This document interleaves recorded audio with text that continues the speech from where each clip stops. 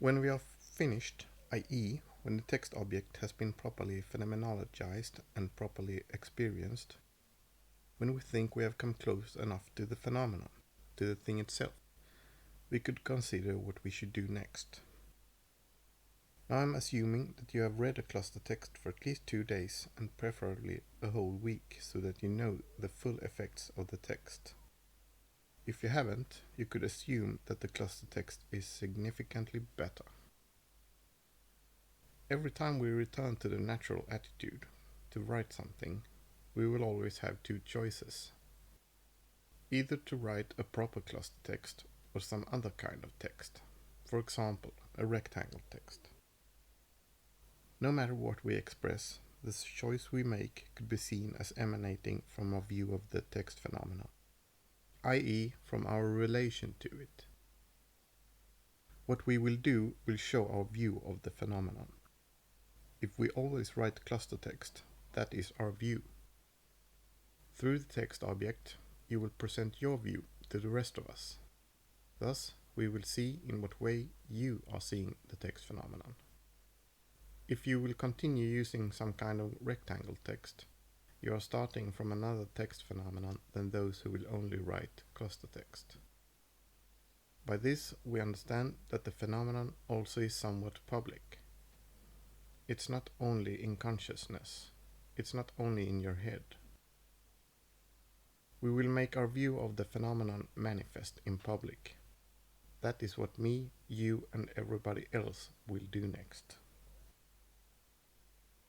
Right now, concerning books, we could simplify the choice in the natural attitude to a choice between a cluster text and a rectangle text. When you want people to read for many hours, you will write a book. There are other rectangle texts, but they are used when you are reading in short periods of time. For example, in magazines and social media. Depending on how we have changed or not have changed as subjects, we will choose a certain object, a certain text. It's the relation between subjects and object that is seen as a phenomenon, and you can even add an intersubjectivity to this. If you are the subjectivity rectangle text writer, you will produce a rectangle text object, which will lead to a rectangle text intersubjectivity.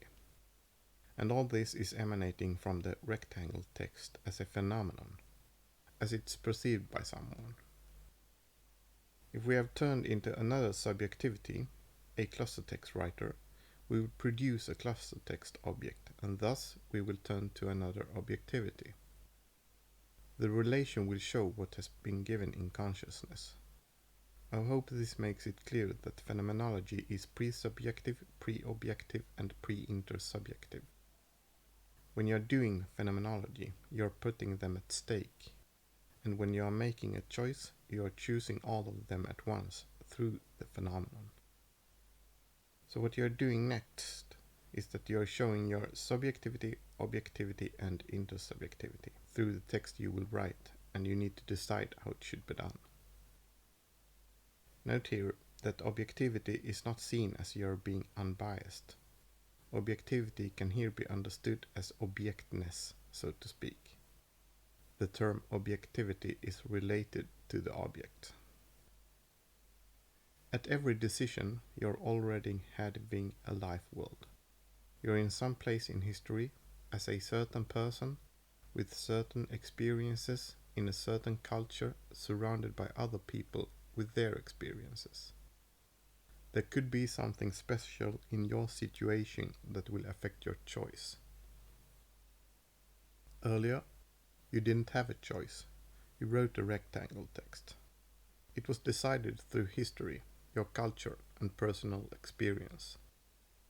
Effective history was at work. Now you're having an experience, since I am now assuming that you have experienced the cluster text properly, and the situation has changed. The question is how much it has changed. How much have you changed? Is it obvious for you only to write cluster text yet? Or is it still possible for you to write another kind of text? We could also ask whether a phenomenologist could be said to be a phenomenologist and write another kind of text. Must you always write a proper cluster text to be a phenomenologist? Possibly. If this is the case, all phenomenologists must change their books immediately. They must change how they present themselves through their texts. In this situation, in which you should decide what to do next, you could employ a genetic phenomenological approach. The former approach was static phenomenological. We made the phenomenon clear in a static way. Now that you are living or experiencing the development of how to use and relate to the phenomenon in your life, you will constitute meaning. This meaning can be described through genetic phenomenology. It can be seen as the meaning you would use to manage this situation. You will express meaning in different situations related to the phenomenon. It will be different for different people. Some will possibly see the cluster text more like a mathematical object with constraints and never ever write another kind of text. Others, not being as rigorous, could still write other text and base that on another meaning. An example. For a few years I have asked a few people always to use 5 spaces between sentences when they write to me. Some have said that it's too laborious and sent me ordinary texts, and others have begun doing it. They employ different meanings. They constitute meaning differently. You can try to describe what meaning you will constitute, and if you do, you could be said to employ a genetic phenomenological approach. It's also possible to employ a generative phenomenological approach. If you are interested in the meaning development surrounding a historical object, you can use such an approach. It's about how meaning has been constituted in history. The rectangle text was quite finished in the 10th century, and after that, people have constituted meaning starting from it through history. Furthermore, text had a history before they became proper rectangle text, which also could be interesting. In this, Husserl talks about Stiftung and Urstiftung in German, institution in English. In the 10th century, the rectangle text was instituted. Since then, it has functioned as an institution. We can talk about the rectangle text era. Now we could be about to experience eine Urstiftung, a basic institutionalization of the cluster text. We could become active in an event. This is happening in history, if it happens. The cluster text could soon be about to start producing its effects. It could start producing meaning. In a generative phenomenological approach, you can take interest in such a meaning. In such an endeavor, it's not about our own meaning, but the historical meaning development in different cultures. But if this institutionalization should happen to the cluster text, people must institutionalize it anew all the time. They must use Nachstiftungen in German, post-institutionalizations in English. People must commit to the cluster text. At this point, people are institutionalizing rectangle text anew all the time, and this must shift to a cluster text. The cluster text must be founded in consciousness, Fundierung in German, and it must be instituted in society, Stiftung in German. You may not be that phenomenologically interested yet that your next step will be to take an interest in genetic or generative phenomenology. I just wanted to present 2 other possibilities in Husserlian phenomenology that Husserl developed late in his life. Now you know quite much about the static approach and a little about the genetic and generative approaches. And as you do, I hope you will understand what phenomenologists are talking about. In some sense, you will be using a genetic approach no matter what. You will develop some kind of meaning related to the cluster text. You cannot help but to do it. You may not take an interest in it and describe it, but it will happen. To decide not to engage with the text is also a possibility based on some meaning. In all this, I think you will be affected by how you have experienced the cluster text. If you have read it for a week and really got struck by how much better it is, you will develop a certain meaning. If you only have read it for a couple of hours and found it a little better, you will probably not be as active. If you are an avid reader, it could be different compared to if you are a person that likes listening to audiobooks. No matter what background you have, it will not be easy to decide what you should do next. Many opportunities report themselves. Depending on our culture and our personal preferences, we will be differently prone to perform certain actions. For example, if you are a scientist or researcher, you could think you should do science or research. If you are active daily in another capacity, it could influence what you think you should do next. But since we now are in a phenomenological setting, we could try to use phenomenology. We could use about the same approach as before. Whatever we think we should do next, we could parenthesize it and produce alternatives through a process of variation and ideation. We could try to think more carefully and responsibly before we act. A further maxim commonly associated with phenomenology is sich zu besinnen in German, possibly come to our senses in English. By some phenomenologists, this is probably seen as just as important as going to the things themselves. So, we should try to come to our senses. We should try to stay calm, contemplate our choices, and reason our way towards our future. Now we will not reach an essence, but a possible action.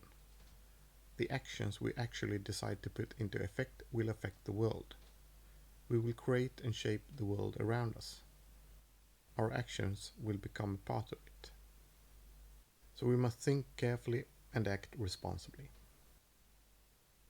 If we are rational, our philosophy of life should decide what we should do next. If we have no such philosophy, our lifestyle could affect what we will do. But most commonly, our natural attitude will probably decide.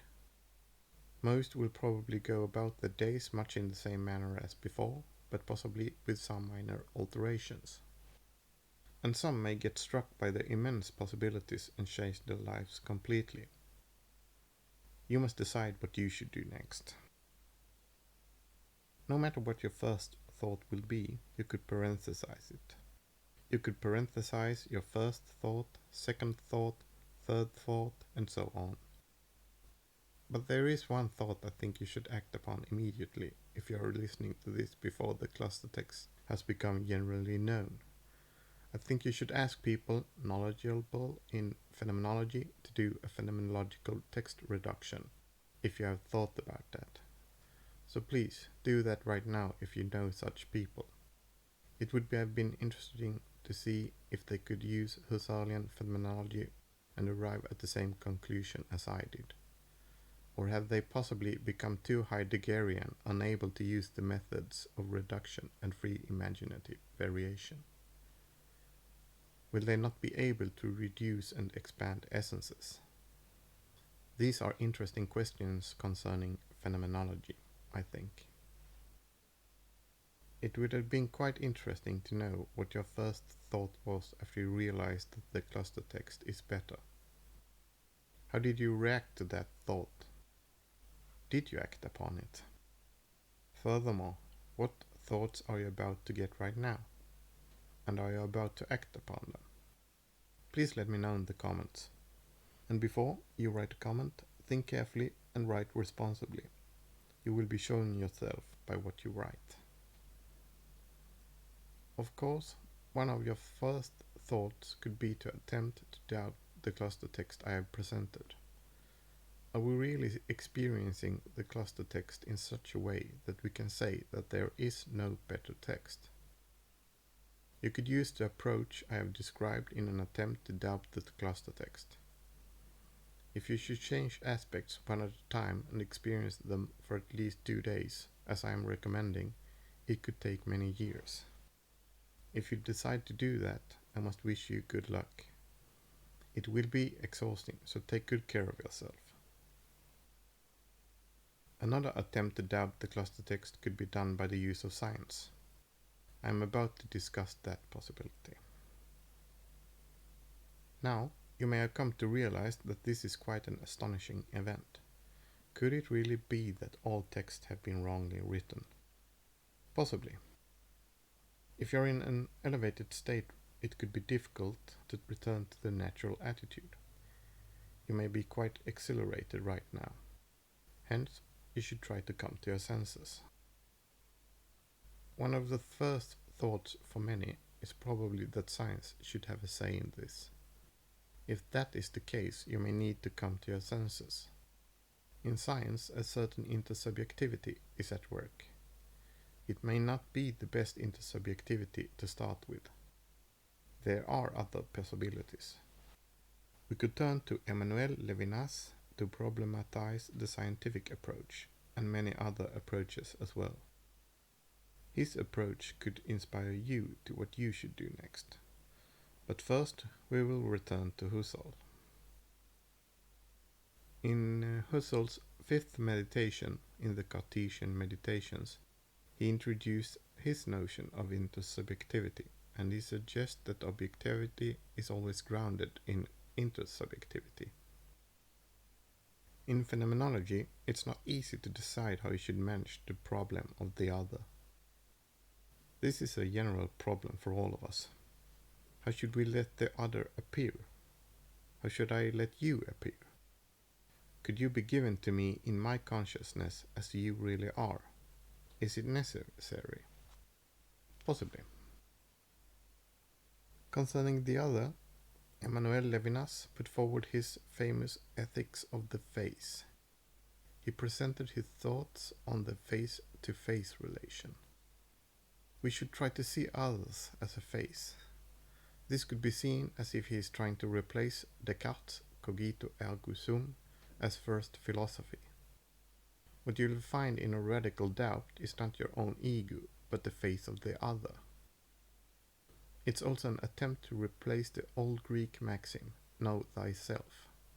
It should be changed to make room for the other. This is such a case in which I must assume that you already know about this. It would have taken quite some time to elaborate on this fully. Here I will just try to clarify the Levinasian concepts of infinitization and totalization. We easily become totalizers using an approach of totalization, but we could try to become infinitizers using a process of infinitization. If we begin to see the other as a face, we will also have begun a process of infinitization. In science and many other practices, people could often be seen as totalizers. They see others as objects and use a more objectivist philosophy to investigate people. But you could see others as subjects. This will change your attitude and actions towards them. Right now, I'm trying to see you as a subject. I am also trying to take responsibility for you as much as I am able to. I prepared a situation in which you can investigate the text phenomenon. I'm not seeing you as an object. I'm not a researcher trying to extract knowledge from you in an experiment or through some interviews. I'm suggesting that you should engage with the cluster text. I'm giving you opportunities to inquire about the phenomenon and to interrogate your own mind-body. I'm letting you decide what you should do next. I'm trying to invite you to a conversation. I'm trying to be more hospitable, which Levinas recommends us to. And I'm trying to open up a space for you so you can step forward and show yourself. By seeing the other as a face, we should try to defend and be interested in the otherness of the other. But there will always be some part of the other that will stay unknown to us. Hence, it's an infinite process. But we could try to know a little more. I could try to get to know you. There will always be something left to discover, and so it should be. The text phenomenon shows this. Soon you will possibly become a little different, and before, some people thought they knew you. Little did I know that you soon were about to become someone else. Starting from these thoughts, we should not only go to the things themselves, we should also come to our senses and enter a face-to-face situation. For Levinas, morality is not only part of philosophy, it's first philosophy. As soon as you are leaving an epoche, a face is always there. A return to the natural attitude is always a return to a face. It's not an impersonal abstract face. It could be yours, it could be anyone's, but surely it's always someone's. We're always infinitely responsible to this face. We, ourselves, more than anybody else. Many have interpreted this as quite demanding, even too demanding, but it should possibly rather be interpreted as if we cannot be replaced. We are important, too important. Nobody can step in our place. We are infinitely important, and that is why we have infinite responsibility. So, our ordinary will to know, the urge to turn people into objects, in the classical sense, should possibly be postponed. Instead of an objectivist philosophy, we could use a more subjectivist philosophy. We could turn to the existentialists, such as Søren Kierkegaard, who in Danish said, "Jeg vil kun et, jeg vil redelighed." I want only one thing, I want rectitude. He wanted to live a decent life, and for him it meant a pious life in which we concern ourselves with ourselves. For us, it could mean that we should see others as subjects and meet them as a face. In psychology, pedagogy, and other areas, you are sometimes distinguishing between two approaches. Either you turn the other into an object or a subject. An example. As a parent, you could in different ways try to manipulate your children to eat their dinner. You are turning them into objects. But you could also make dinner at 5 o'clock and then let them decide. You prepare a structure and let them make a choice. If you do, you are turning them into subjects. Dinner is served at 5 and then it is removed at 5:10 if they don't turn up. No arguing, no manipulation. This is a difference and it can be employed in many situations. Right now, I'm not trying to manipulate or investigate you. I'm giving you choices. I'm giving you a structure. I'm trying to see you as a subject. I've tried to give you enough opportunities to learn more about yourself and the world. You can investigate your own subjectivity, intersubjectivity, and objectivity.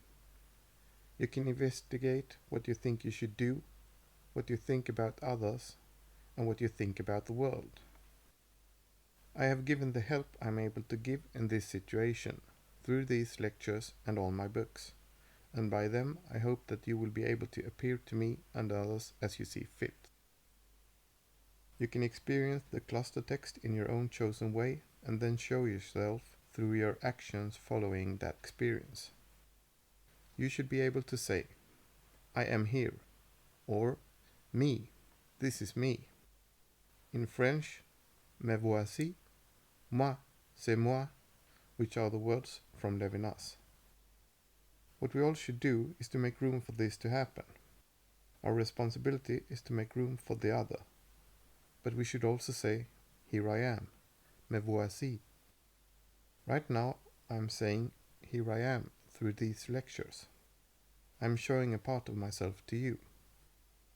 I'm showing how I want you to be seen, i.e., as a subject and not an object. If we have understood that the cluster text is better, the first step is finished. But how should we proceed?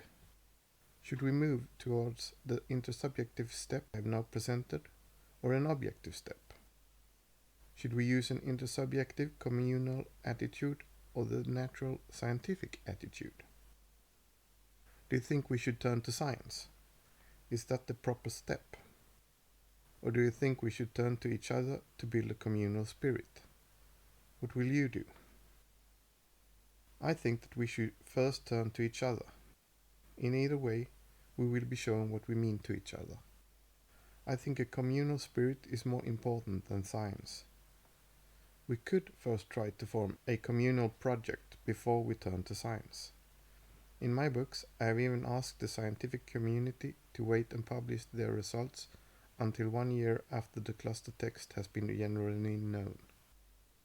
In this way, many will be able to make their own experiments. If they do, they could even experience how it is to be at the forefront in science.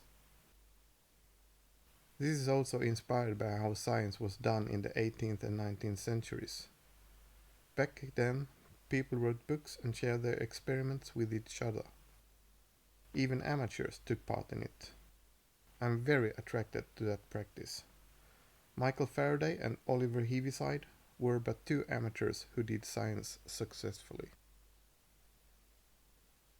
Just to make it clear, I'm not critical of science or the way it usually proceeds, but think we should wait to do science until it's right to do so. If you know about Martin Buber and Paul Ricoeur, their ideas can also be employed in this endeavor. That we could try to form a Buberian we through an I and thou, and in a Ricoeurian way think that it's madness not to communicate, are just but two thoughts we can use to build a communal spirit. We should communicate with each other, but to do so, we must have something to talk about. And I think we can use the cluster text to do it. It could be something important to talk about. Instead of turning to science, I'm turning to you.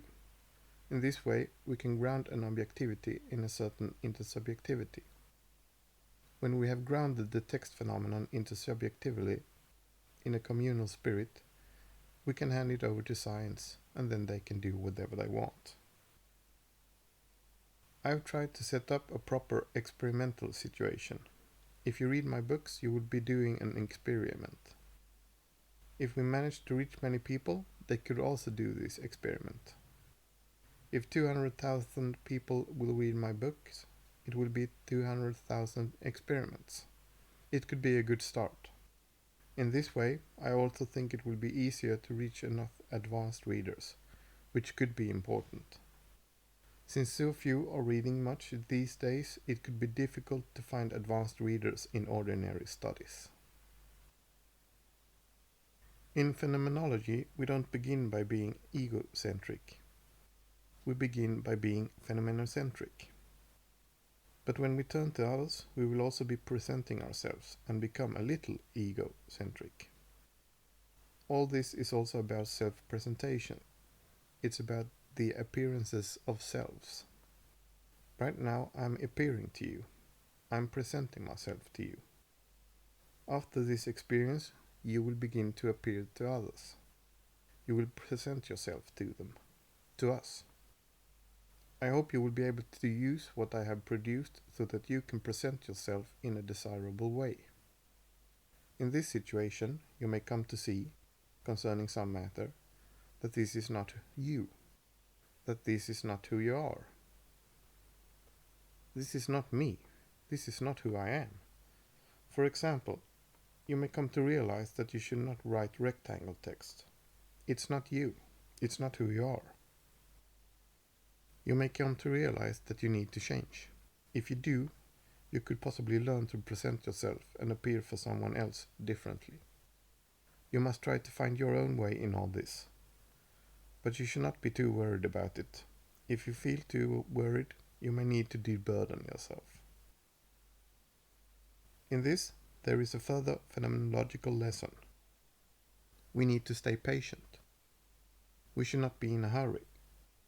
People need not change too fast. Give them time.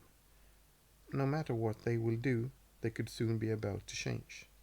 In phenomenology, patience may be as important as perseverance. We need perseverance concerning phenomena and patience concerning others. Now I hope that quite many phenomenological stances have become clearer. Phenomenologically, we have reached a text phenomenon based on expanded essences. We may have managed to let a phenomenon appear that is better than the former phenomena commonly in use, and by that we have probably managed to become a little more presuppositionless. If we are patient, we could also let others appear through the phenomenon. If we do, we could succeed in following the two maxims of going to the things themselves and coming to our senses. Now that we have reached a phenomenon and are about to turn it into a theory, we will leave static phenomenology. Thus, the pre-logical, pre-mathematical, pre-scientific, pre-moral and pre-theoretical character of phenomenology should also be clear, or at least clearer. The notion of phenomenology as first philosophy and rigorous science should also be clearer. Now we have put our intentionality in order. We have not used theories, no facts, no explanations through experiments, no understanding through interpretation, and so on. We have stayed phenomeноcentric, experiential, and descriptive to be able to produce a description.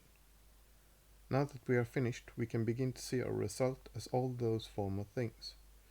We can see the cluster text as a theory and relate it to some facts through different studies. We can also use logic or mathematics, such as statistics. We could even turn to morality. All these are possibilities that you can use when you decide what you should do next. You are having a primordial experience of a cluster text, and now you must decide what to do next. To do that, you can employ the phenomenological strategy once again. Whatever you will think you should do next, you could come to your senses, parenthesize it, contemplate it, and decide if you should try to reach another thought to act upon. In this, you will show yourself by the text you will write. The text object will show your objectivity, subjectivity, and intersubjectivity. As I stated earlier, the phenomenon is not only in your head, it's also a public relation. It's in the world. It's also between you and other people. There is so much to say in this situation. I could go on almost forever. If you are knowledgeable in phenomenology, you are probably seeing this.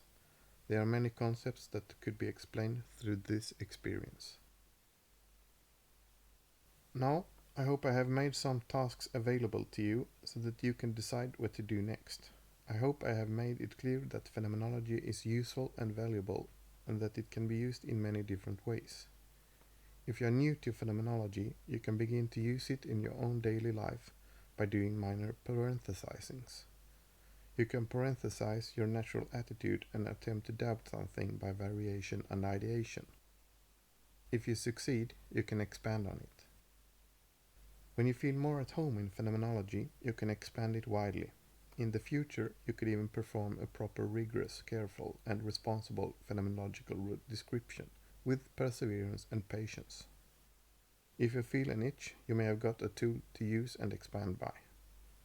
If you at some point feel as Husserl did, and as I did, i.e. that you need clarity and that you cannot live if you don't reach it, you know what you can do. You can turn to phenomenology. After this, you must decide what kind of text you should write every time you write.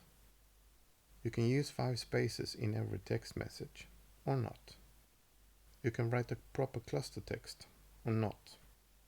To make it easier, I will give it specification here. You need to pause to read it. It will only be shown for a few seconds.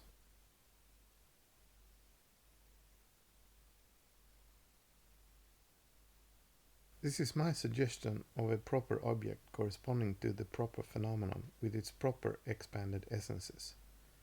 I don't think you can produce a better text, but you could try. Give it your best shot. If you're not using this text, you could always be using a worse text. Concerning text, it could be that specific.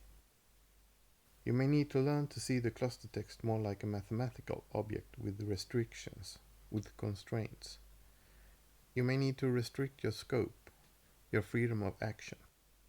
If you don't, you could affect other people negatively. And since you now know about the ethics of the face, it should be clear that you are literally always writing to another face. And you will show how you see it. You will show yourself and your views by how you write. It will certainly be interesting to see what will happen. What will people do? Will they change immediately?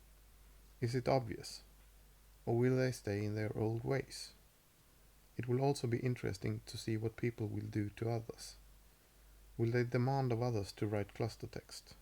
Should they? Should you? You must decide how you should turn to other people. You must also think about what you are doing by the text you are writing to others. It should now be clear that you are showing yourself through the text you write and the text you accept to read. It could take some time to get back to a fully natural attitude. It will be a long way back. All text must change. Heideggerians often say that we don't take notice of a tool unless it breaks. If you are using a hammer, you are focusing on the nail. You will not notice the hammer unless it breaks. Now the rectangle text is broken. Will people notice this, or will they continue using it as if it wasn't broken? Soon we will get the answer. It will start by your answer. As an example of what kind of approach that could be used to decide what should happen next, I will give a short description of what I had to do. You can be inspired by it to decide what you should do next. I had to parenthesize many actions. You will see a list of some of them right now. Some actions were parenthesized and others were allowed to come into effect. This list will only be shown for a few seconds. You have to pause to read it. As you see, I had to postpone some actions for quite some time. As a writer, you must take into account that most books only will sell for a short period of time, often only a couple of months. To finance this endeavor, I must sell 200,000 copies in 1 year, and then a further 100,000 the following year. Otherwise, it will be a financial failure. It's high stakes, and that is why I had to try to sell 6 books in both English and Swedish in 1 year, hopefully in 2024. It will improve my chances. If I sell many books, I could possibly realize some of my ideas related to the theory and practice of learning. If you help me sell books, I am most grateful, and then I hope to return the favor once again in the future. If the cluster text will help you, I hope you would like to help me. If you do, I am most grateful. Thank you. You could be inspired by my list. You need to consider different actions, parenthesize some of them, and put others into effect. Starting from your situation, we could do a similar list with your alternatives. One of the alternatives in the columns must be parenthesized, and the other will be put into effect. You could break the natural attitude or continue as usual. Check if the cluster text is better or continue as usual. Start writing cluster text or continue as usual. Convince others to use the cluster text or continue as usual. This is a short list. To this list you must add all your personal daily activities, as well as the actions that will satisfy your goals, hopes and dreams. If a better reading will help you achieve your goals, it will be easier to break the natural attitude and engage in a cluster text project. You may need patience and perseverance in your endeavor. Do not forget that. Whatever you think you should do, you could parenthesize it and try to reach an alternative. You could try to parenthesize your ordinary activities for a while to enable yourself to engage with the cluster text. If you want to know more about the cluster text, you can turn to my books. I have given some information about the books in some of my other YouTube videos, and I will probably try to post a few more soon. Typographical investigations will hopefully be published in 2024. As soon as this presentation is published, I will begin translating it. I've translated my books myself and I hope they are all right.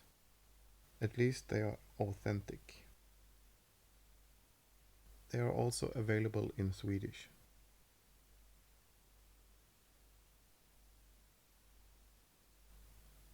If you live in Sweden and want to support me a little extra, you can order them at Books on Demand. www.bud.se. Thank you if you do. In all this, you can also turn to your own stream of consciousness and study it. A text phenomenon will appear. Many other thoughts will also appear. This whole situation will appear to you in a certain way. Your layers, sedimented from your earlier life, will affect you. If you want to know about them, you could pay close attention to yourself, to what you will easily think and easily do. It could be important to you, as it could affect you in many areas. Hence, it could be interesting to know how it easily happens for you. Some people will immediately change, others may never change. Most lie somewhere in between. Some will give up almost everything else and invest fully in the cluster text. Others will not. How does this situation appear to you? Are you about to give up almost everything to try to know the truth about text? Are you about to change? Will you instantly become a cluster text reader and cluster text writer? Will you try to persuade other people to change? All this could depend on whether readers will care or not. Do you think they will care if the cluster text is significantly better? I hope so. If you are young or old and have got interested in phenomenology, you will have many wonderful experiences ahead. Sometimes it's quite challenging, but it should give you a life worth living. You may not become rich, money-wisely, but it could expand your mind and your body. We need more people interested in philosophy and especially in phenomenology.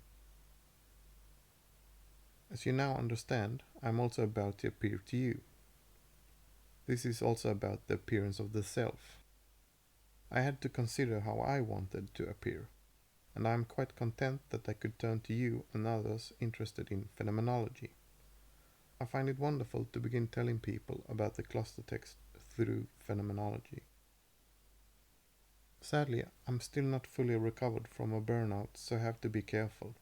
If you try to contact me, I may not be able to answer you, but I will try to do it on social media.